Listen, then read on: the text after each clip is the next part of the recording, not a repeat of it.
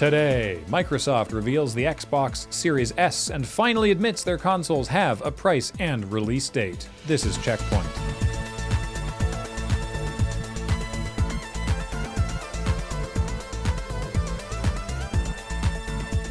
Welcome to CheckPoint, where if we just turned this into a breakdown of everything you can do in Crusader Kings 3, that would become the whole show. I want to marry off my half-sister to a foreign duke, then swap each of their resultant offspring with particularly smart-looking rabbits from the same den, and then raise their children as my own and marry them off to those rabbits until after 10 generations we have an army of sharp-eared man-rabbits who can leap over rivers. I have no confirmation of that yet, but if you can't do it already, I'm sure you'll be able to by the end of the show. Microsoft's cards are all on the table as they confirmed a leak last week and formally announced a lower-priced companion to the forthcoming Xbox Series X, dubbed the Xbox Series S. We're all now eagerly awaiting the announcement of the Xbox Series E because we are adults. While the Series X is confirmed to cost $499, the same unconfirmed $499 that analysts are predicting the PS5 will cost, this little friend, the Series S, is a mere $299. So what's the difference? Well, apart from being 60% smaller than the X, a feature that Microsoft advertises as if they didn't also make the bigger thing, it's a lot of the same stuff, just smaller and not as good. The X is aiming at 4K gaming at 60 FPS, while the S will likely be around 1440p, but also capable of 60 FPS. Ordinarily, I don't like to get too pedantic about technical specs of home consoles, but I am keen to figure out what the S is and why it exists. So, according to Microsoft, the GPU performance will be about 3 times that of the current generation Xbox One, while the Series X boasts about 8 times the performance. But I don't understand what that means when Microsoft also says that both consoles will play all the same games. Will they just run worse on the S?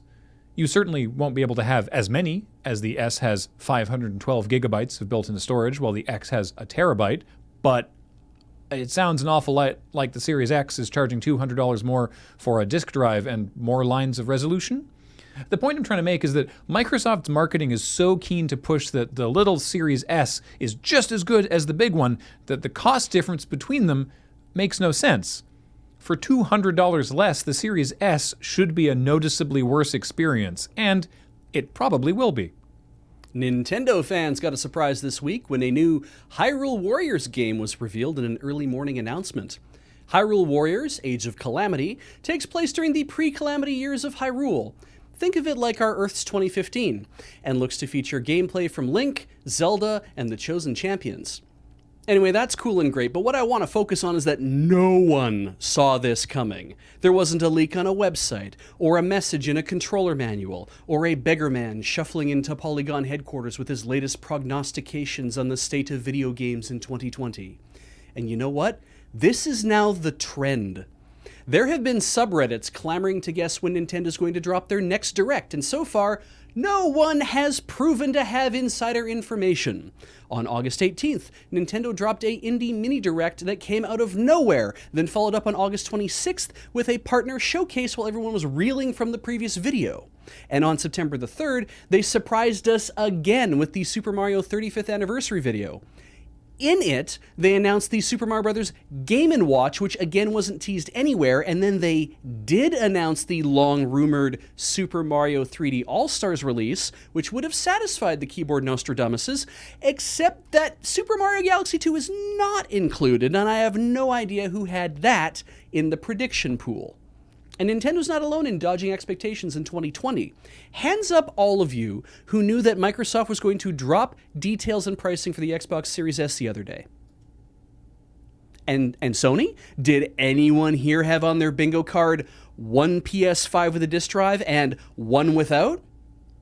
That's what I thought. I get that it's super fun to jump into a subreddit and dream about what could be. I still bore my family and friends with my thoughts on why Metroid Prime 4 is behind schedule, and in the meantime, whether it's worth Nintendo porting Metroid Prime Trilogy to the Switch, or if instead we'll get a different Metroid game in the meantime. I like Metroid. But man, I don't think any of us have a clue what video game companies are doing anymore. 2020 has been so weird. I don't even think any of them know what they're doing anymore. So, Hail Eris, I guess?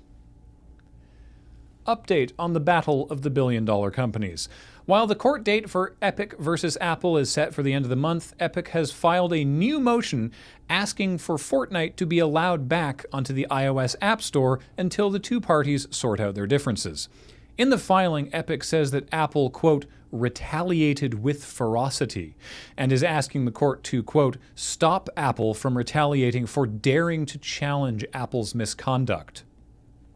As a reminder, Fortnite was removed from the App Store because of Epic's misconduct when they added an option to pay Epic directly for in-app purchases, undercutting App Store prices, which is, of course, against App Store contract terms. So they broke the rules and Fortnite got removed. In this motion, Epic even says they anticipated Apple doing so. To be utterly clear, I am very much on team let them fight here. I don't think Apple is beyond reproach, and if Epic somehow succeeds and Apple reduces their cut of App Store revenue, I'm happy with that. But Epic's whole motion acknowledges they knew this would happen but are now suffering because of it. They decided to put their game on the line to make a point, and now they're feeling the pinch and want it both ways. Anyway, you know we love legal documents, and there's some wild stuff in here. According to Epic, quote, Fortnite is more than just a game. By removing Fortnite from the App Store, Apple has cleaved millions of users from their friends and family in the Fortnite community. Come on, Tim, they've still got WhatsApp. Perhaps this belies Epic's plan to make Fortnite even more of a holodeck than they've been trying to. But guess what? This new motion is explicit about that. They continue, quote, the removal of Fortnite from iOS also substantially impedes a major Epic initiative evolving Fortnite into a full-fledged metaverse, a multi-purpose, persistent, interactive virtual space.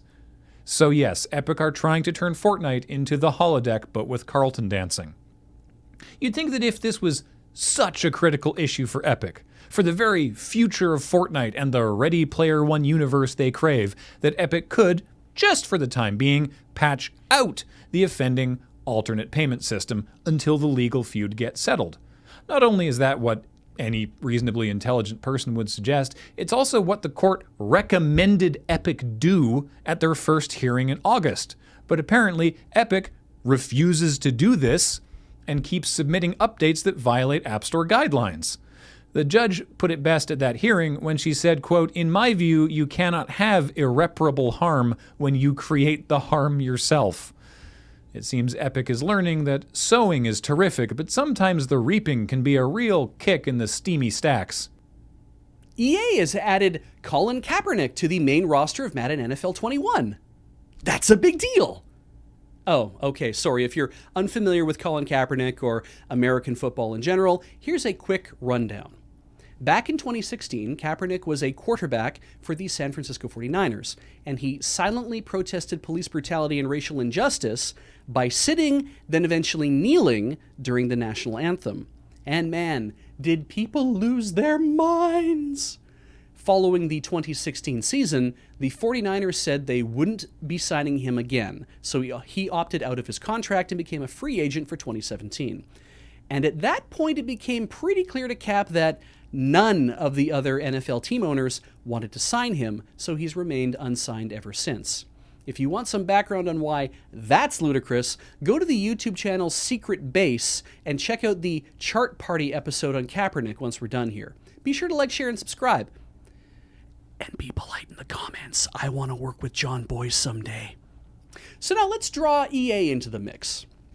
For Madden NFL 17, an EA Sports spokesperson said EA would be including new announcer dialogue about Cap's kneeling controversy in upcoming weekly updates, which turned out to not be the case. And then in Madden NFL 18, EA made an oops mistake when they censored Cap's name in a song on the soundtrack.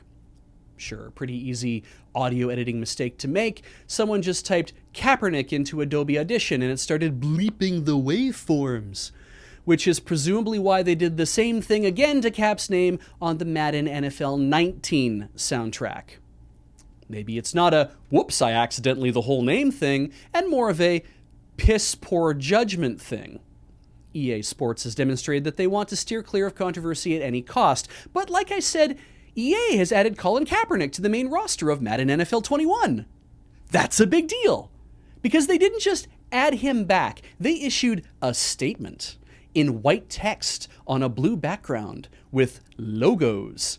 A statement that calls him top tier and starting caliber and talks about working through their past soundtrack mistakes. And makes it clear that they worked with Colin to get him back on the roster. What's pointedly missing from the statement are the words sorry or apologize, and that can't be the NFL's fault since NFL Commissioner Roger Goodell has said, quote, "We, the NFL, admit we were wrong for not listening to NFL players earlier and encourage all to speak out and peacefully protest."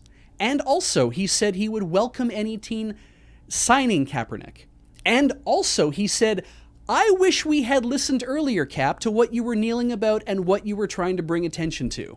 And if I can be a little cynical, public opinion has started leaning favorably towards sports stars protesting at games, so this feels less like EA writing a past injustice and more like reading which way the wind is blowing, which is fine-ish. A positive step is still a positive step. So welcome back to the virtual NFL, Cap. I hope the real NFL welcomes you back too, if you want it. EA has also started adding splash screens to its sports games, like this one, about their positive play initiative. And this one, which states that EA stands in solidarity with the black community. I'd have maybe chosen the dialogue button to say close or okay or hell yeah instead of dismiss, but hey, I'm not a UI expert. So? Yeah. What's your word counts? Fine, I'll go first. 319 and 467. 396 and 595. And what have we learned? Kill your darlings. Exactly. Well, at least the coming up is always brief.